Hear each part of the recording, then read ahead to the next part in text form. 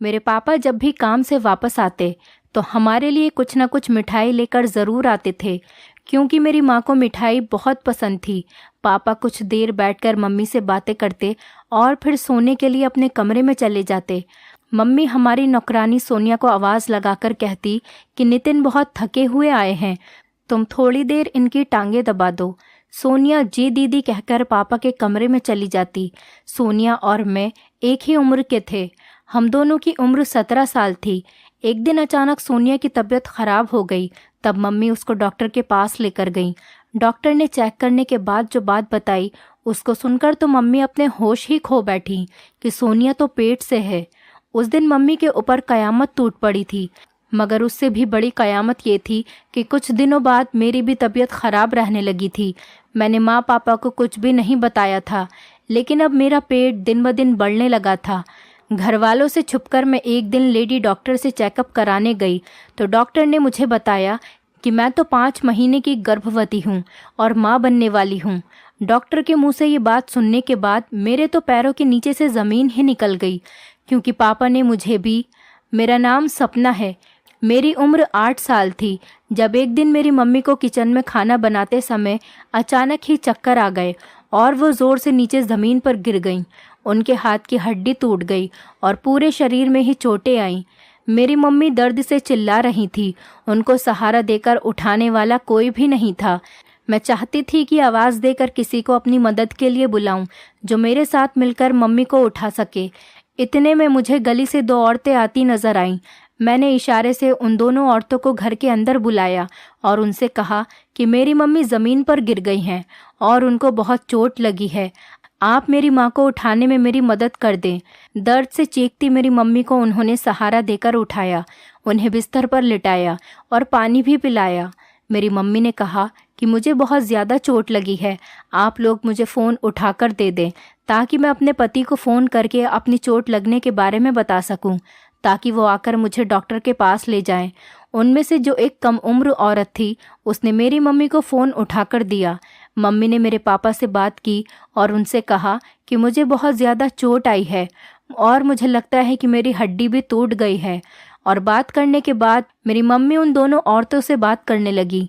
उन दोनों औरतों ने बताया कि गली के नुक्कड़ पर जो बड़ा सा घर है जिसमें काले कलर का गेट लगा हुआ है, हम उसी घर में काम करते हैं और इसके अलावा घरों में भी काम ढूंढ रहे हैं। मेरी मम्मी ने फ़ौरन कहा कि मुझे इस वक्त एक काम करने वाली की बहुत सख्त ज़रूरत है।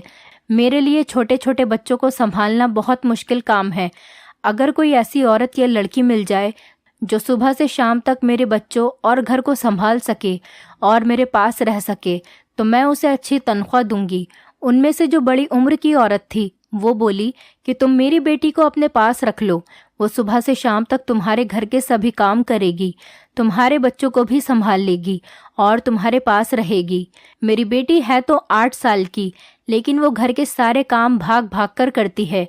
मम्मी ने लड़की की तरफ देखा और उसकी खूबसूरत शक्ल पर गौर किए बिना ही उसे काम पर रखने के लिए मंजूरी दे दी। लड़की की मम्मी ने जो तनख्वाह मांगी वो माँ ने देने के लिए तुरंत ही हामी भर दी, क्योंकि उस समय मम्मी को एक नौकरानी की बहुत ज़्यादा ज़रूरत थी। उस वक्त मेरी मम्मी उठने बैठने के काबिल नहीं थी और मेरा छोटा भाई केवल 5 महीने का ही था, झूले में सो रहा था। मेरी मम्मी की तकलीफ़ देखकर उस औरत ने कहा कि दीदी, मैं आज ही अपनी बेटी को आपके पास काम के लिए छोड़कर जा रही हूँ। कल सुबह जब सामने वाले घर में काम करने के लिए आऊँगी तब अपनी बेटी सोनिया से भी मिल लूँगी। ये कहकर वो औरत अपनी बेटी सोनिया को मेरी मम्मी के पास छोड़कर चली गई। सोनिया ने मेरी मम्मी के सारे काम कुछ ही मिनटों में निपटा दिए। तब तक मेरे पापा भी वापस आ गए। मेरी मम्मी ने कहा कि इस लड़की को अभी थोड़ी देर पहले बच्चों की देखभाल और घर के काम के लिए रखा है। भगवान ने फरिश्ता बनाकर इस मुश्किल समय में इस लड़की को हमारे पास भेज दिया है, वरना मुन्ने को झूले से निकालकर फीडर पिलाने के लिए कोई नहीं था।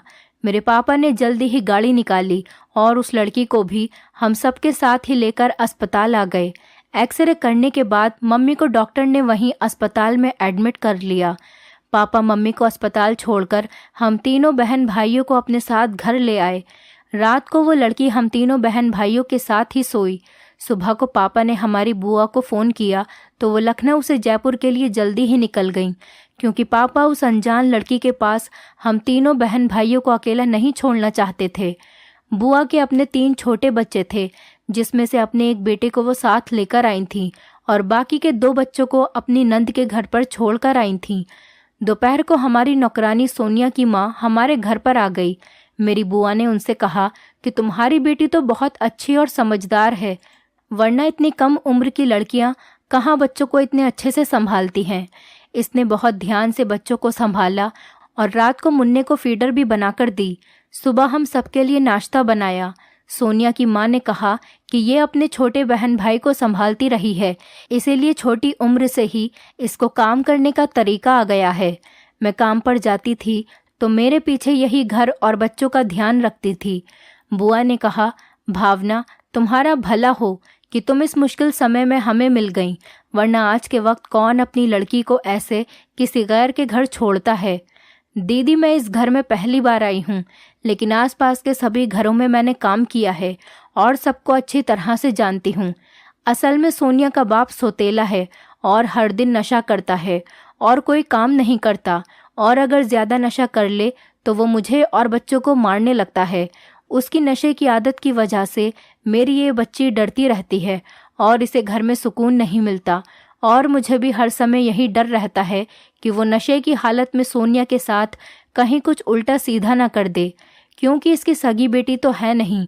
बस इसी वजह से मैं इसे किसी अच्छे घर में रात दिन के लिए नौकरानी के काम करने के लिए रखवाना चाहती थी।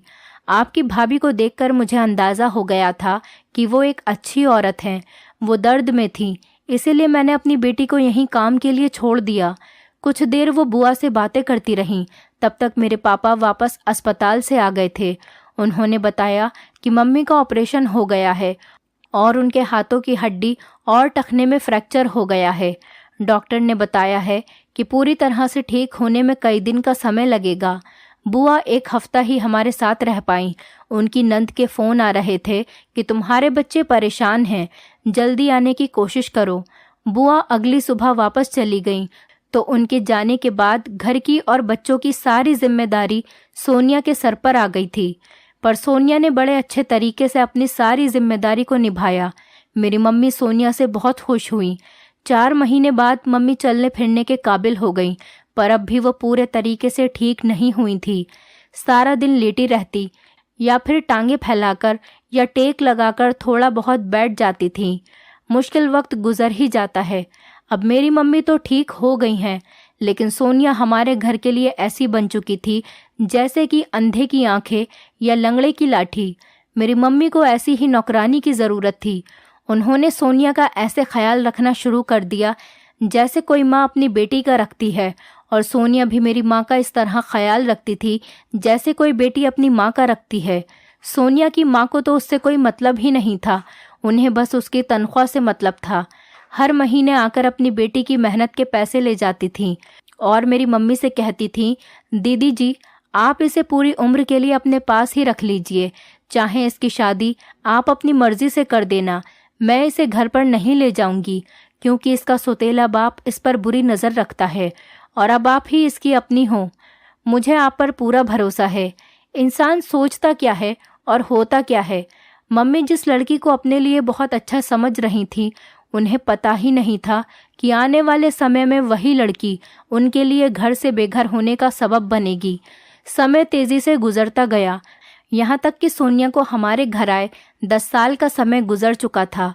पता ही नहीं चलता था कि ये 10 साल का समय कैसे इतनी जल्दी निकल गया है। ये 10 साल का समय हमारे लिए ऐसा था जैसे कि 10 दिन पलक झपकते ही निकल गए हों। एक दिन सोनिया की माँ हमारे घर पर आई। वो बहुत ज़्यादा बीमार लग रही थी। उन्होंने मेरी मम्मी से कहा कि सोनिया का अब इस दुनिया में आपके सिवा कोई और नहीं है। बात यह है कि सोनिया जब छोटी थी तो मेरा पति उसे कहीं से उठाकर लाया था और मुझसे कहता था कि एक सुनसान जगह मुझे मिली है, ये वहाँ पड़ी हुई रो रही थी, लेकिन मुझे अपने पति पर शक था कि ये इसे चोरी करके लेकर आया है। उस समय मैं गर्भवती थी। मैंने इस लड़की को अपने पास रख लिया। मेरा पति इस लड़की को लाया ही इसलिए था कि वो पहले हमारी खूब सेवा करेगी और जब वो जवान हो जाएगी तो किसी बड़े घर में इसका रिश्ता करवाकर पैसे वसूलते रहेंगे। अब जब ये लड़की जवान और खूबसूरत हो गई है तो मुझे अपने पति से डर लगता है। दीदी, अगर मैं ना रहूं तो इसे आप अपने पास रखना और इसकी शादी भी करवा देना। इसको कभी अपने घर से ना निकालना, इसको कभी बेघर नहीं करना और ना ही कभी इसको मेरे पति के हवाले करना। उस दिन के बाद से सोनिया की माँ वापस हमारे घर पर कभी नहीं आई। शायद वो मर गई थी। मम्मी सोनिया की जवानी और खूबसूरत से बेखबर, बस इससे अपनी सेवा करवाए जाती थीं। सोनिया ने मम्मी को इतना आराम दिया था कि वो इसकी शादी के बारे में कभी सोचना भी नहीं चाहती थी। सोनिया जवान होकर मुझसे भी ज़्यादा खूबसूरत हो गई थी। मेरे पापा की शुरू से आदत थी कि वो काम से आकर मेरी मम्मी से अपनी टांगें दबवाते थे। मम्मी बीमार हुई थी तो ये काम सोनिया ही करती थी। अब तो पापा के आने के बाद मेरी मम्मी खुद ही सोनिया से कह देती थी कि जाओ, ये थके हुए आए हैं, तुम इनकी टांगें दबा दो। मम्मी ने यह भी नहीं सोचा कि अब सोनिया जवान हो चुकी है और मर्द की नीयत का कोई भरोसा नहीं कि कब बदल जाए। मगर मेरी मम्मी को अपने पति और सोनिया पर अंधा भरोसा था। मेरे पापा जब भी काम से आते हैं तो हमारे लिए कुछ न कुछ मिठाइयाँ ज़रूर लेकर आते थे, क्योंकि मेरी मम्मी और मुझे मिठाइयाँ बहुत ज़्यादा पसंद थीं। एक दिन अचानक सोनिया की तबीयत ख़राब हो गई। मम्मी उसको लेकर डॉक्टर के पास गईं तो डॉक्टर ने चेक करने के बाद जो बात बताई, उसको सुनकर मेरी मम्मी के पैरों के नीचे से ज़मीन ही निकल गई, क्योंकि सोनिया माँ बनने वाली थी। मेरी मम्मी सोनिया को अपने साथ घर वापस लेकर आ गईं और आने के बाद उसकी बहुत पिटाई की। उसको दीवारों में पटक पटक कर मारा और पूछा कि बताओ, ये सब किसने किया है? किसका पाप अपने पेट में पाल रही हो? सोनिया ने मेरी माँ से कहा कि दीदी, मैं बेकसूर हूँ, मैंने कुछ नहीं किया है। मालिक ने मुझसे शादी की है और अब मैं उनकी पत्नी हूँ। ये बच्चा भी उन्हीं का है। इतना सुनना ही था कि मम्मी के ऊपर एक बिजली सी गिर पड़ी, क्योंकि मेरे पापा ने उनका अंधा भरोसा तोड़कर उनको धोखा दिया था। रात को जब मेरे पापा से पूछा तो उन्होंने भी सोनिया की हाँ में हाँ मिला दी थी। इस बात से मेरी मम्मी की बहुत बेइज्जती हुई। इस बेइज्जती को मम्मी बर्दाश्त नहीं कर सकी और पापा से लड़ाई झगड़ा करके मेरी नानी के यहाँ चली गईं। उस समय मेरी उम्र 17 साल थी। उस समय मेरा भाई बहुत छोटा था। मम्मी सिर्फ उसी को अपने साथ ले गईं। जब घर की नौकरानी मालकिन बन जाए तो असली मालकिन को तकलीफ तो होती ही है। उस समय हमारा घर उजड़कर वीरान हो गया था। इस गरीब और बेसहारा लड़की ने हमारे घर रहकर ऐसा रंग रूप निकाला कि देखने वाला देखकर हैरान रह जाए। और मेरी मम्मी को अपने घर और बच्चों से ही फुर्सत नहीं मिलती थी जो उस चालाक लड़की पर थोड़ा गौर कर लेती। मम्मी उसको अभी तक वही छोटी और मासूम बच्ची समझ रही थी जो उनके टुकड़ों पर पल रही है। उसकी खूबसूरती हमारे घर में क्या कयामत लाने वाली थी, इसका माँ को ज़रा भी ध्यान नहीं था। जब पानी सर से निकल गया तब मम्मी को होश आया। उस वक्त तक मम्मी की सारी खुशियाँ उनसे दूर हो गई थी। माँ के जोर देने पर पापा ने फैसला सुना दिया कि चाहे जो कुछ भी हो जाए, अब सोनिया इसी घर में रहेगी, मेरी दूसरी पत्नी बनकर। तुम रहो या ना रहो, तुम्हारी मर्जी। ये घर तुम्हारा नहीं, मेरा है। तुम इसे दहेज में अपने साथ लेकर नहीं आई थी। पापा के कड़क मिजाज को देखकर मेरी माँ के तोते उड़ गए। उन्होंने कभी सपने में भी नहीं सोचा था कि उनका जीवन साथी उनके साथ कभी ऐसा धोखा करेगा। जिस घर को मम्मी जिंदगी भर अपना समझती रहीं, एक दिन अचानक पता चला कि ये घर तो उनका है ही नहीं। इस बात से मेरी मम्मी को बहुत तकलीफ पहुंची, लेकिन उनका कलेजा न जाने किस मिट्टी का बना था कि वो मरी नहीं, बस घर छोड़कर चली गईं। औरत जब अपना घर छोड़ दे तो कोई उसको रखने वाला नहीं होता। मम्मी का भी यही हाल हुआ, कभी एक भाई के घर तो कभी दूसरे भाई के घर। भाभी जब ज्यादा परेशान करती तो किसी दूसरे रिश्तेदार के यहाँ जाकर रहने लगती। कई घर बदले मगर कभी लौटकर अपने घोंसले में न आ सकी। सोनिया पापा से डरती थी तो पापा के डर से हमारा ख्याल भी रखती थी। देखते ही देखते 1 साल का समय गुजर गया। सोनिया का बेटा पैदा हुआ जो हमारा सौतेला भाई था। अब हमें उन दोनों को संभालना पड़ता था। सोनिया ने हमारी जगह ले ली और सोनिया की जगह हमें मिल गई थी। अब घर के कामों का सारा बोझ हमारे कंधों पर आ गया था। इस जिम्मेदारी को मेरा दिल कभी कबूल नहीं कर पाता था। 17 साल की थी कि दिल में बगावत के जज्बात ने जन्म ले लिया। दिन में नींद आंखों से दूर रहती थी और रात को ख्वाबों ख्यालों के पर्दे में लपेटकर गुजारने की कोशिश करती थी। सोनिया भी मेरी ही उम्र की थी। हम सही करते या गलत करते वो हमें रोकती टोकती या मना नहीं करती थी। इसी बात का फ़ायदा उठाकर मैंने मोहल्ले में बहुत से दोस्त बना लिए थे। जब मन चाहता तो मैं उनके घर जाती थी और घंटों घर से गायब रहती। मम्मी की याद से भागते भागते मुझे पता ही नहीं चला कि मैं कब आवारा लड़की बन गई। उन्हीं दिनों हमारे किसी दूर के रिश्तेदार ने अपने बेटे को मेरे पापा के साथ काम करने के लिए भेजा था। पापा की बाजार में कपड़ों की दुकान थी, इसीलिए एक लड़के को पापा ने अपने पास नौकर के तौर पर रख लिया। पापा को अपने कारोबार के लिए किसी की ज़रूरत थी, इसीलिए सोचा कि बेघर है, बेरोज़गार है, अपने पास ही रख लेता हूँ। घर भी दे दूंगा और रोज़गार भी। यही सोचकर उन्होंने घर के पीछे के स्टोर रूम में उस लड़के को रहने के लिए जगह दे दी। ये कमरा खाली ही पड़ा हुआ था। नाम तो उस लड़के का अमित था, मगर वो बातें बहुत ज़्यादा करता था। मैं बोर होती तो अमित के कमरे की तरफ चली जाती, कभी खाना देने के बहाने से तो कभी ठंडे पानी की बोतल देने के बहाने, क्योंकि मैं उससे बातें करके अपने अकेलेपन को दूर करना चाहती थी। लेकिन वो एक चालाक और तेज़ लड़का था। अब मुझे अच्छे बुरे का कुछ पता ही नहीं था और मैं आवारा भी बहुत ज़्यादा हो गई थी। अमित कोई ना कोई बहाना करके काम से छुट्टी ले लेता था और पापा के जाने के बाद मैं ज़्यादा समय उसके साथ उसके कमरे में ही रहती थी। वो मुझे अपने मोबाइल में रोमांटिक फिल्म दिखाता। आवारा मिजाज तो मैं पहले से ही थी। देखते ही देखते मैं अमित के साथ सारी हदें पार कर गई। एक दिन अचानक पापा घर आ गए और उन्होंने मुझे अमित के कमरे से बाहर निकलते हुए देख लिया। मेरी हालत बहुत ख़राब थी। पापा को मुझे देखकर बहुत गुस्सा आ गया। आज मेरे पापा को पता चल गया था कि बुरी नज़र की सज़ा क्या होती है। उन्होंने खड़े खड़े ही अमित को अपने घर से निकाल दिया। मुझे भी कुछ थप्पड़ लगाए और मेरी सौतेली माँ सोनिया पर तो बहुत ज़्यादा गुस्सा किया कि तुमने इस लड़की का ध्यान क्यों नहीं रखा, ये तुम्हारी जिम्मेदारी थी। तुम्हें कुछ पता भी है कि जवान लड़की इस कमरे में इस लड़के के साथ क्या करती रहती थी। उस दिन अचानक से मुंबई से मेरे सगे ताया घर आ गए। उन्होंने मुझे जब रोता हुआ पाया तो मेरे पापा से कहा कि कुछ दिनों के लिए इसे मेरे साथ मेरे घर भेज दो। इसकी ताई इसका बहुत ध्यान रखेंगी, वरना तुम्हारी बच्ची दिमागी परेशानी का शिकार रहेगी। पापा उस समय बहुत गुस्से में थे।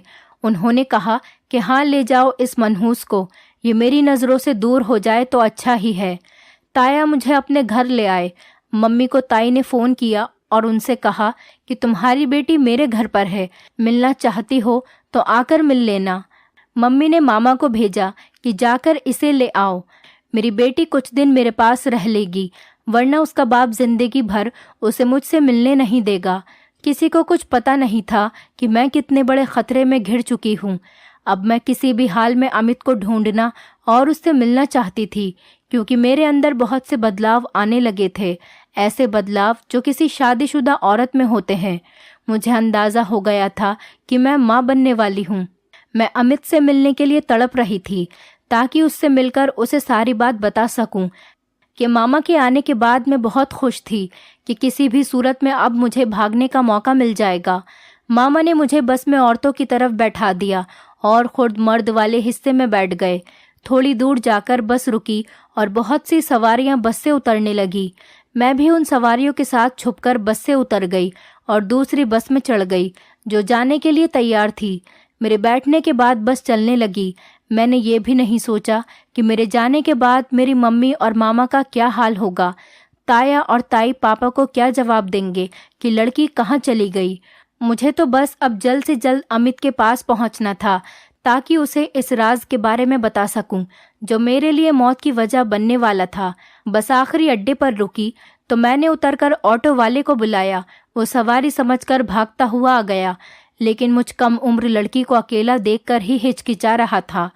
तभी मैंने उस ऑटो वाले से कहा कि भाई, मैं तकलीफ की मारी हूँ और सौतेली माँ के जुल्म से बचकर घर से भागी हूँ। तुम मुझे हरिद्वार मेरे एक रिश्तेदार के घर पहुँचा दो। मेरे पास पैसे नहीं हैं, तुम्हारा एहसान होगा। रिक्शे वाला सही आदमी नहीं था। वो मुझे एक ऐसी जगह ले गया जहाँ हम जैसी कम उम्र और भटकी हुई लड़कियों के जरिए से दौलत कमाई जाती है।